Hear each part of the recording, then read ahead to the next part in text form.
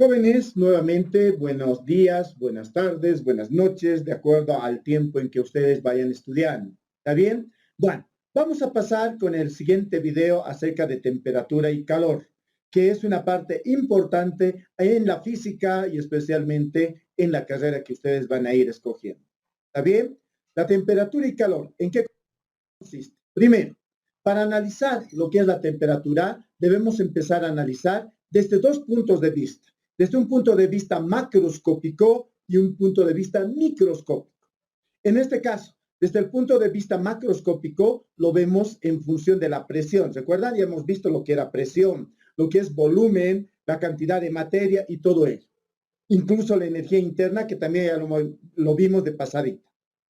Luego, desde el punto de vista microscópico, nosotros describimos como partículas que van colisionando una tras otra y por lo tanto la cantidad de moléculas que hay en el ambiente, en un volumen, etcétera, es muy grande, más o menos 3 por 10 a la 23 moléculas. Entonces, si nosotros vemos a nivel microscópico, cada molécula puede ser una partícula que va a chocar con otra partícula. Por lo tanto, si hay 3 por 10 a la 23 moléculas, ¿qué implica? Implica que hay 3 por 10 a la 23 ecuaciones. O sea, ya una ecuación de dos ecuaciones con dos incógnitas o un sistema, perdón, es complicadito, entre comillas, resolver. Con 3 mucho más, con 4 más. Imagínense, 10 a la 23, bastante complicado. Por eso es que empiezan a analizarse más que todo el análisis macroscópico. Lo microscópico pasa al contexto de lo que se llama mecánica estadística y está relacionado con la mecánica cuántica. ¿Está bien? Entonces, esas son las percepciones que vamos a tener de la temperatura y calor. Bueno, entonces, continuando, vemos y nos preguntamos, ¿qué es calor? ¿Qué entendemos por calor? Entonces, cuando empezamos a preguntarnos qué es calor, nosotros tomamos en cuenta nuestro fosforito, ¿está bien? Y ahí vemos qué está ocurriendo al margen de generar efectos químicos, ¿no? Entonces, vemos alrededor de la velita se está generando, aumenta, si quieren, la energía. ¿Por qué? Porque la velita calienta las moléculas que están alrededor y empiezan a tener mayor velocidad. Y al tener mayor velocidad es precisamente que empezamos a definir lo que es calor. ¿Está bien? Por lo tanto, en el fondo, ¿qué es calor? Calor es, si quieres, es una forma de energía. ¿Está bien? Una forma de energía debido al movimiento u oscilación de las moléculas. Porque el fueguito, han visto, encendía, o como tenemos esta llama acá en la diapositiva, porque eso hace que definitivamente las moléculas empiecen a vibrar mucho más, por lo tanto aumentar velocidad. Entonces, es una forma de energía también debido a la oscilación o velocidad o movimiento de las moléculas. ¿Está bien? Entonces, ¿qué dice? Cuando un cuerpo gana calor, su temperatura aumenta. ¿Y cuando se da esto? Cuando friccionamos, vean, hay movimiento. Al existir movimiento, está empezando a aumentar calor, por lo tanto, la temperatura. Ahora, otra cosa importante, el calor, ojo, el calor siempre se transmite de algo caliente a algo frío, no al revés. Y tenemos una costumbre interesante de decir, ¿no? Cierra la puerta, entra frío. Eso no se da. Lo que ocurre es, entre comillas, se va el calor, se escapa el calor, si quieres. ¿Ya? ¿Por qué? El calor siempre va a ir de un cuerpo caliente a un cuerpo frío.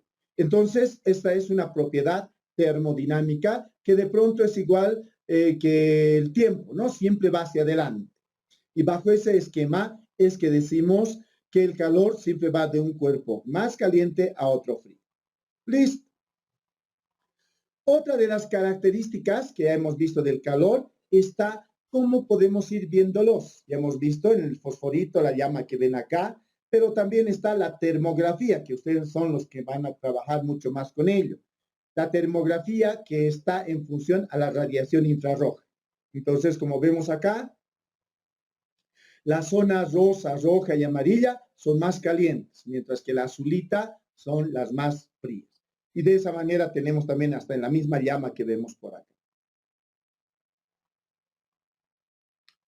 ¿Cuáles son los efectos del calor? Así, los más comunes, ¿no? Y los cuidados. Tenemos la insolación y, bueno, exposición al sol, ¿no? Exposición prolongada. ¿Qué tenemos que hacer? Obviamente evitar. Golpes de calor, ¿no? Estoy en este momento tranquilo, salgo a un evento frío o calor, etcétera.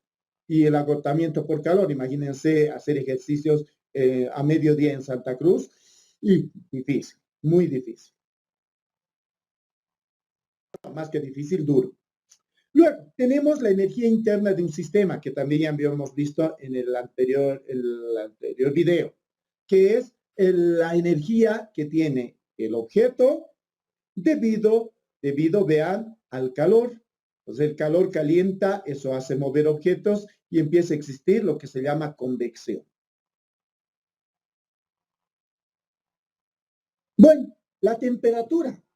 Entonces, ya hemos visto lo que era calor. Calor es una forma de energía debido al movimiento o oscilación de los átomos. Y ahí estoy. ¿Qué es la temperatura? La temperatura es una medida, nos dicen, porque aumentaba calor, aumentaba temperatura, una medida de la energía. Pero también acá podemos ver la propiedad física que permite asegurar si dos o más sistemas están en equilibrio térmico o no. Si mi tacita, un sistema más otro sistema, están en equilibrio térmico o no. Bien, a eso se refiere lo que es calor, o perdón, temperatura. También nos dice, es la propiedad que tiene un sistema que iguala a la del otro sistema. Cuando agarramos y medimos la temperatura, un sistema, si quieren, invento un termómetro, coloco acá en mi frente, si quieren, no es así, ¿no? Entonces, coloco o lo voy tomando en mi mano y vemos que la agujita sube. Entonces, encuentra hasta cuándo va a subir. ¿Eternamente? No, hasta que encuentre un equilibrio térmico. Y finalmente, es una medida del estado relativo de calor o frío. Ojo, es una medida del estado relativo de calor o frío. Y vemos este gráfico, ¿no? Donde está el sol, caliente, o sea, muy apocalíptico. Bueno, la temperatura a su vez nos dice se puede medir en varias escalas. Eso lo han visto ustedes en sus clases de química en colegio. Tenemos el grado Celsius, Fahrenheit, Kelvin y algunos de nosotros que somos del siglo pasado, Rankine y Reaumur. ¿Está bien? Y está en función a esto, vean, 0 grados significa temperatura de fusión y 100 ebullición. En Fahrenheit 32 y 202. Kelvin 273. Ya no es necesario colocar graditos después, pero lo dejaremos así, y 373. Las escalas termométricas. ¿Qué son las escalas termométricas? Le asigna un valor a la temperatura o a los estados térmicos, ¿no? Si aquí habíamos dicho el grado relativo de calor, aquí está más caliente, menos caliente, entonces le damos un valor. ¿Cuánto será el más caliente y cuánto será el menos caliente? La pregunta. Entonces le da un determinado valor y para eso tomamos en cuenta las escalas termométricas. Por eso nos dice, se permite asignar un valor numérico a los distintos estados de la materia. Entonces, la primera escala, la más conocida, es la escala Celsius. También la conocemos como centígrado, ¿no? Una C y su gradito. Obviamente aquí está la parte histórica, establecida por Andrés Celsius en 1741, etcétera, etcétera, y toma como referencia 2 puntos. El punto de hielo fundiéndose, fusión de hielo, y el punto de agua hirviendo, ebullición del agua. Y nos dice, cuando se está fundiendo el hielo va a ser 0. Damos un valor, esto vale 0. Y cuando empieza a hervir, esto vale 100. Y en base a eso dividimos. La escala había sido de 0 a 100, ¿no? Y de esa manera se va definiendo esta escala. Pero al mismo tiempo aparece también Fahrenheit, ¿no? Daniel Fahrenheit, un poquito más antes que Celsius, nos dice, no, pues tú lo habrás hecho en Estados Unidos, lo has hecho en Francia, nosotros en Inglaterra tenemos otro tipo de medida. Aquí va a ser 32, aquí 202, ¿está bien? Y en base a eso tiene su medida. Y dicen que desde acá hasta acá va a haber 180 divisiones. La diferencia que había entre grado centígrado y los Fahrenheit. En el otro había 100, en el otro 180. Entonces, si vemos acá, para Celsius, 0 grados Celsius y 100 cuando hierve. Y para Fahrenheit, 32 y 202. Y eso lo vemos también en este bulbo, ¿no? Este termómetro de bulbo que va de 0, 20, 100, en Fahrenheit, 32, 70, 202, ¿no? Más o menos una temperatura similar. Luego llega la escala Kelvin, que ya no tiene este redondito, simplemente se escribe como K. ¿Está bien? Aquí lo vemos como K. Estamos colocando el redondito para orientarnos un poco, porque así de golpe uno se pierde. ¿Está bien? Lo propuesta por Lord Kelvin sitúa el 0 grados Kelvin en la temperatura en que las moléculas de un cuerpo no poseen movimiento. ¿Está bien? O sea, se quedan quietas. Prácticamente estamos congelando a la materia. Eso es lo que nos está indicando en este caso. Entonces, decíamos, no poseen movimiento. Ahí está aumentadito.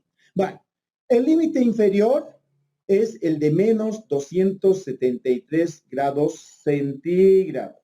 O sea, cuando nosotros tomamos en cuenta los grados centígrados, el límite era 0, pero puede ir bajando. Entonces, el límite inferior es menos 273 grados centígrados.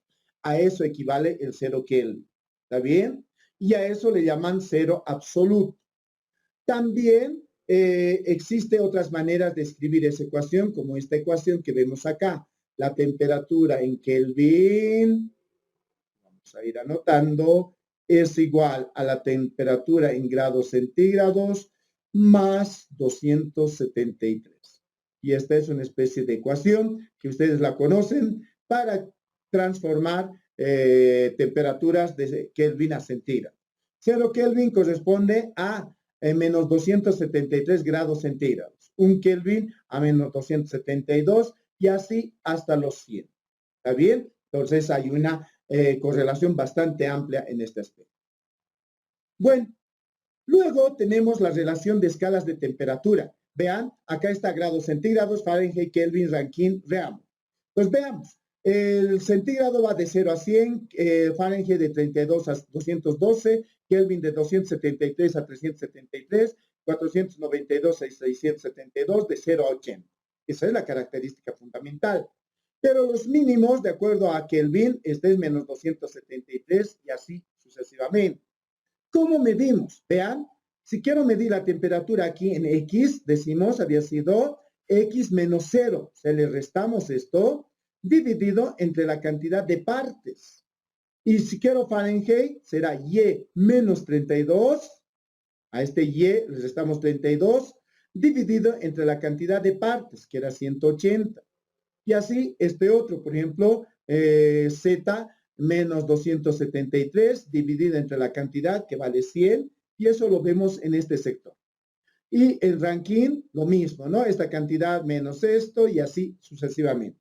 Y vean, así nos salen las relaciones. Ah, y alguien dirá, pero, esto yo no he visto, esto es muy raro, porque en colegio me han enseñado otra cosa. Entonces, vamos a ir ordenando un poquito eso.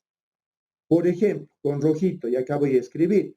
Vean, este 100 puede pasarse al otro lado a multiplicar. Entonces, acá puedo decir X grados centígrados es igual a 100 por Y Fahrenheit menos 32 sobre 180. Entonces, vean, X grados centígrados será 0 con 0 se va. La mitad de 10 es 5, la mitad de 18 es 9 grados, 9 y grados Fahrenheit menos 32. Listo. Si van analizando esta última parte, aquí vemos precisamente la ecuación que han aprendido ustedes en colegio. O este 9 se va al otro lado, 9 quintos, etcétera, etcétera. O acá, si van analizando esta última parte,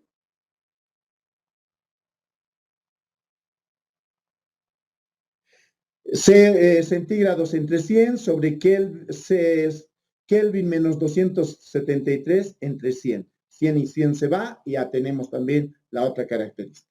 ¿Está bien? Aplicación, problemitas, ejercicio de aplicación. ¿Cómo hacemos esta parte? ¿En qué consiste? ¿De qué sirve? Pues veamos, ¿qué me dice? Me dice, un estudiante de enfermería observa que la temperatura de cierto paciente varía en un periodo de 5 grados centígrados. Dicha variación corresponde a, y hay que identificar esto. Y de pronto, si recordamos, habíamos visto que grado centígrado menos 0 dividido entre 100 era igual a grado Fahrenheit menos 32 dividido entre 180. Entonces, de acá está más fácil porque me han dado grado centígrado. Entonces, de acá, lo que puedo hacer, este 180, o si quieren acá, vean, el 0 desaparece. Por lo tanto, acá hay grado centígrado sobre 100 igual a Fahrenheit menos 32 sobre 180. Esto pasa al otro lado a multiplicar. Tenemos 180 sobre 100 por grado centígrado es igual a grado Fahrenheit menos 32.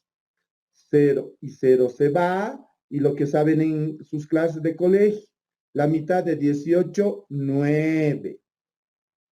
La mitad de 10, 5. Si 9 quintos de grados centígrados es igual a Fahrenheit menos 32. Entonces, de acá despejamos grados Fahrenheit y sustituimos. Entonces será 9 quintos por 5. El que es negativo pasa como positivo y ahí tenemos en grados Fahrenheit. 41 grados Fahrenheit es el resultado. ¿Está bien? De esa manera, fíjense, es fácil hallar, esto ya lo saben hacer ustedes por sus clases de química. Bueno, seguiremos. Aquí hay ejemplos que a ustedes les dejo, ¿no? Sofía y Tomás son dos hermanos que viajan a Estados Unidos, saben que en Estados Unidos se mide en Fahrenheit, pero en La Paz en Celsius.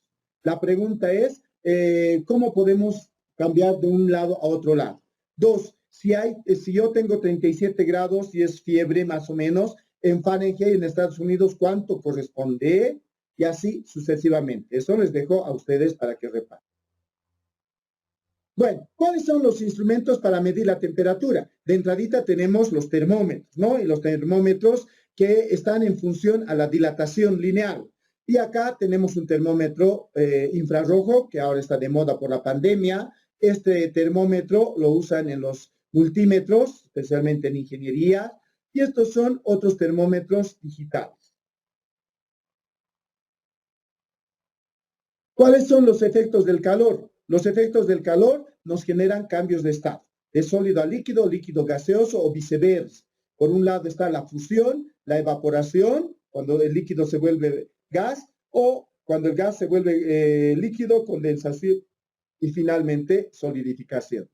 Entonces, de esa manera es que tenemos los efectos del calor, como podemos ver acá, quien absorbe y quien desprende, quien ha sido absorbido.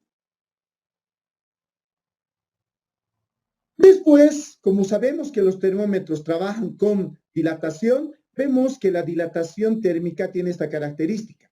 Un fierrito, una riel de tren, debido al sol, se dilata. Aquí hay nieve. Con nieve se vuelve pequeño, se contrae. Con sol se dilata, crece. ¿Está bien? Y vemos que en este sector hay lo que se llama la junta de dilatación. Especialmente las rieles siempre dejan un espacio para que el elemento pueda dilatarse, crecer un poquito más. ¿Cuál es el modelo de dilatación? Este es el modelo. Inicialmente tenemos acá una barrita, lo calentamos con un fuego, con una velita y gracias a eso esto se estira, aumenta. Y esta es su ecuación. La L final, todo esto, es igual a la L inicial que había al principio, más 1, o perdón, por 1 más alfa por delta T. Alfa se llama coeficiente de dilatación. Cada objeto tiene su coeficiente de dilatación y delta T, la variación de temperatura.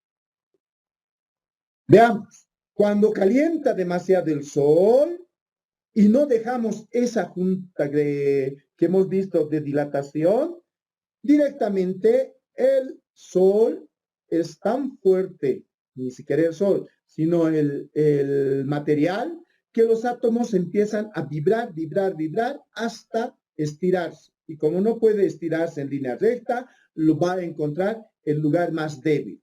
Y esto generalmente algunos lugares, los que han viajado a Santa Cruz, ahí en la riel de los trenes van a poder observar. Bueno, la dilatación lineal entonces ocurre en todas direcciones, ¿no? No solamente es como en la riel, que han visto rectito, sino en todas las direcciones. Pero nos dice en cables o barras, generalmente el largo y el ancho, si yo tengo acá, lo que se va a dilatar se va a ver mejor aquí que en esto, ¿no? Esto va a ser poquito. Entonces analizamos la dilatación lineal. Y nuevamente tenemos acá la ecuación. Delta L es lo que se ha estirado. Si quieren, ahí está normalmente esto, caliento y se estira esto. Esta tapita resultaría ser nuestro delta L. ¿Qué más? La longitud inicial y la variación de temperatura. Algunos coeficientes. Ese valor de alfa es un coeficiente que te dice cuánto y cómo se va a dilatar, en cuánto se va a dilatar. Pues el hierro, aluminio, cobre, etcétera, tiene 11,7 por 10 a la menos 6. Vean, es pequeño. Por 10 a la menos 6, 22. Todos casi por 10 a la menos 6, pero acá estos valores van variando. Entonces hacemos acá un pequeño ejemplo. Dice, ¿cuál es la dilatación lineal del hierro? No voy a hacerlo todo, les voy a dejar a ustedes para que lo terminen. Entonces, me dice cuál es la dilatación que experimenta la riel, lo que hemos visto hace rato, cuya longitud inicial es 20. ¿Está bien? Vean, es 20. O sea, L sub 0 es 20. Luego, la temperatura inicial, porque delta T significa T sub 0 inicial menos T final. Entonces decimos la temperatura inicial es 15 grados centígrados. La temperatura final, 45 grados centígrados. Entonces me pide cuánto va a variar, o sea, cuál es la longitud. Pues yo digo L directamente es L sub 0 multiplicado por 1 más alfa delta T. Con esto de acá, vean, puedo hallar delta T, que directamente es 45 grados centígrados menos 15 grados centígrados. ¿Y esto cuánto me sale? Me sale 30, ¿no? 30 grados centígrados. Ya está, vean, esto es dato. Esto es dato porque está en la tabla que hemos visto hace rato. Y la longitud inicial es dato y por eso les dejo a ustedes para que encuentren y practiquen. Bueno, eso es dilatación lineal. Lo mismo que hay así dilatación lineal, existe la dilatación superficial. si quieren, la calamina en nuestro techo. Tiene ancho y tiene alto. Y cuando calienta mucho por el sol, se estira tanto a lo alto como a lo ancho. Y esta es su ecuación fundamental, ¿no? S es igual a S sub 0, etcétera, etcétera, etcétera.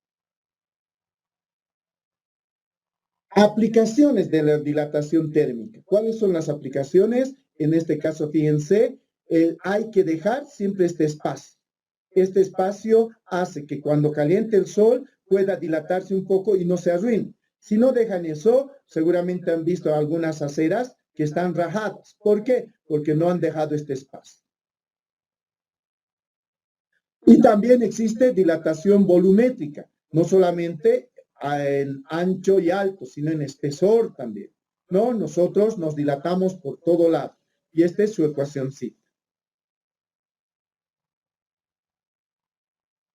Y de esa manera tenemos la dilatación térmica volumétrica que hace que en el frío se contraiga y en calor obviamente aumente su volumen.